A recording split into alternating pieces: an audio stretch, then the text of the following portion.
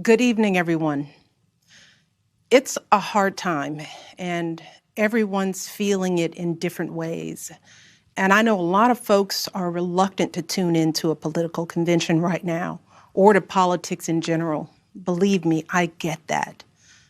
But I am here tonight because I love this country with all my heart. And it pains me to see so many people hurting. I've met so many of you. I've heard your stories. And through you, I have seen this country's promise. And thanks to so many who came before me, thanks to their toil and sweat and blood, I've been able to live that promise myself. That's the story of America. All those folks who sacrificed and overcame so much in their own times because they wanted something more, something better for their kids. There's a lot of beauty in that story. There's a lot of pain in it too. A lot of struggle and injustice and work left to do. And who we choose as our president in this election will determine whether or not we honor that struggle and chip away at that injustice and keep alive the very possibility of finishing that work. I am one of a handful of people living today who have seen firsthand the immense weight and awesome power of the presidency. And let me once again tell you this: the job is hard. It requires clear-headed judgment, a mastery of complex and competing issues, a devotion to facts and history, a moral compass, and an ability to listen, and an abiding belief that each of the 330 million lives in this country has meaning and worth. A president's words have the power to move markets. They can start wars or broker peace. They can summon our better angels or awaken our worst instincts. You simply cannot fake your way through this job. As I've said before, being president doesn't change who you are. It reveals who you are. Well, a presidential election can reveal who we are too. And 4 years ago, too many people chose to believe that their votes didn't matter. Maybe they were fed up. Maybe they thought the outcome wouldn't be close. Maybe the barriers felt too steep, whatever the reason. In the end, those choices sent someone to the Oval Office who lost the national popular vote by nearly 3 million votes. In one of the states that determined the outcome, the winning margin averaged out to just 2 votes per precinct. 2 votes. And we've all been living with the consequences. When my husband left office with Joe Biden at his side, we had a record-breaking stretch of job creation. We'd secured the right to health care for 20 million people.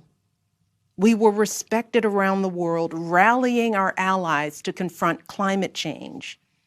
And our leaders had worked hand in hand with scientists to help prevent an Ebola outbreak from becoming a global pandemic.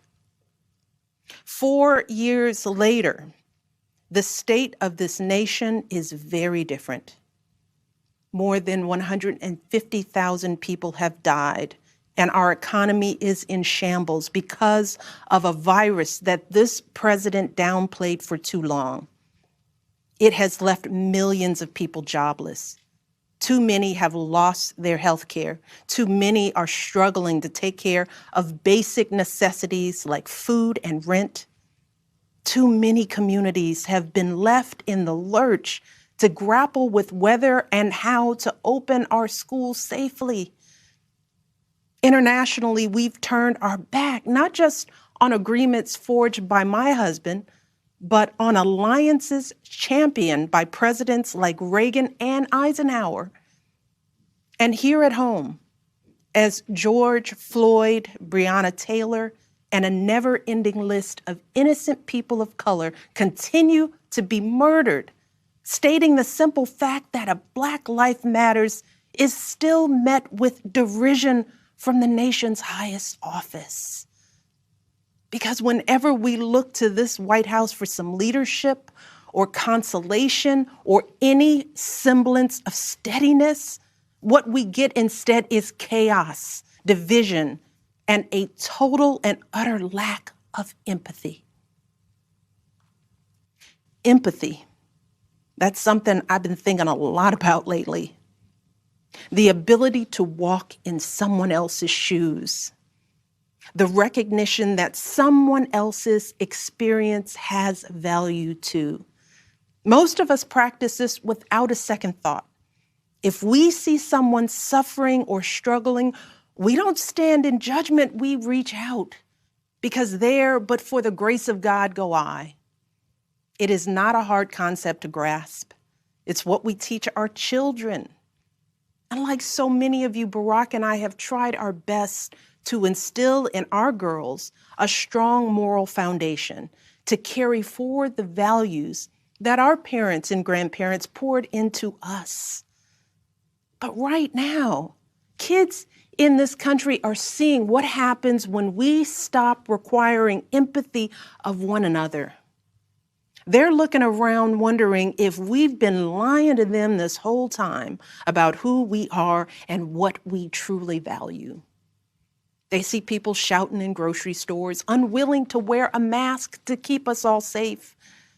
They see people calling the police on folks minding their own business just because of the color of their skin. They see an entitlement that says only certain people belong here, that greed is good and winning is everything, because as long as you come out on top, it doesn't matter what happens to everyone else.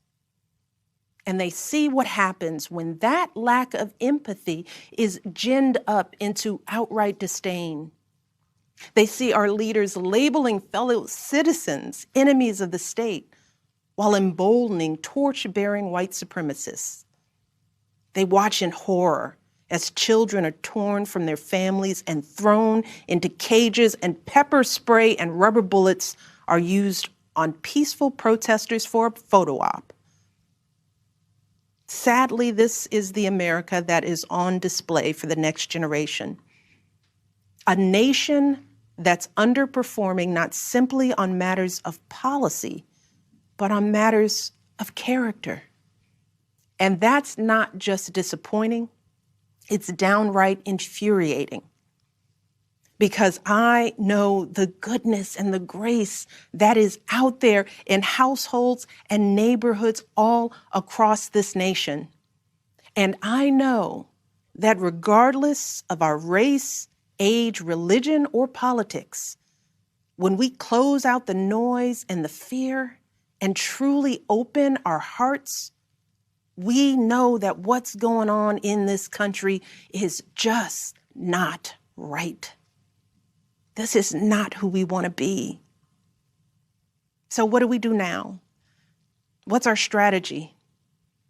Over the past 4 years, a lot of people have asked me, when others are going so low, does going high still really work? My answer, going high is the only thing that works. Because when we go low, when we use those same tactics of degrading and dehumanizing others, we just become part of the ugly noise that's drowning out everything else. We degrade ourselves. We degrade the very causes for which we fight. But let's be clear. Going high does not mean putting on a smile and saying nice things when confronted by viciousness and cruelty. Going high means taking the harder path.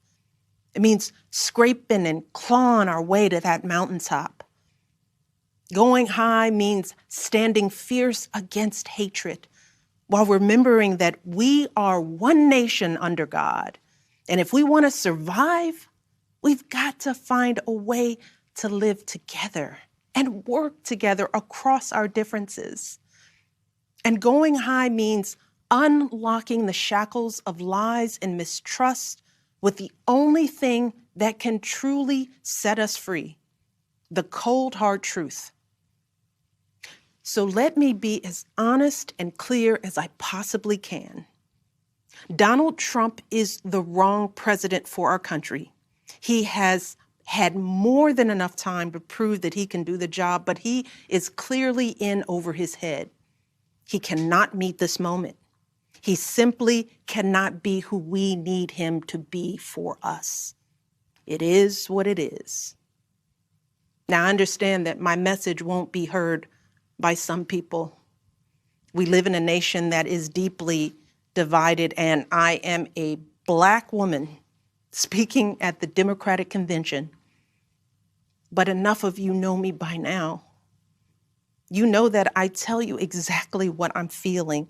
You know I hate politics, but you also know that I care about this nation. You know how much I care about all of our children. So if you take one thing from my words tonight, it is this. If you think things cannot possibly get worse, trust me, they can and they will if we don't make a change in this election. If we have any hope of ending this chaos, we have got to vote for Joe Biden like our lives depend on it. I know Joe. He is a profoundly decent man, guided by faith. He was a terrific vice president. He knows what it takes to rescue an economy, beat back a pandemic, and lead our country. And he listens. He will tell the truth and trust science. He will make smart plans and manage a good team. And he will govern as someone who's lived a life that the rest of us can recognize. When he was a kid, Joe's father lost his job. When he was a young senator, Joe lost his wife and his baby daughter. And when he was vice president, he lost his beloved son. So Joe knows the anguish of sitting at a table with an empty chair, which is why he gives his time so freely to grieving parents. Joe knows what it's like to struggle, which is why he gives his personal phone number to kids overcoming a stutter of their own. His life is a testament to getting back up. And he is going to channel that same grit and passion to pick us all up, to help us heal and guide us forward. Now, Joe is not perfect, and he'd be the first to tell you that. But there is no perfect candidate, no perfect president. And his ability to learn and grow, we find in that the kind of humility and maturity that so many of us yearn for right now. Because Joe Biden has served this nation his entire life without ever losing sight of who he is.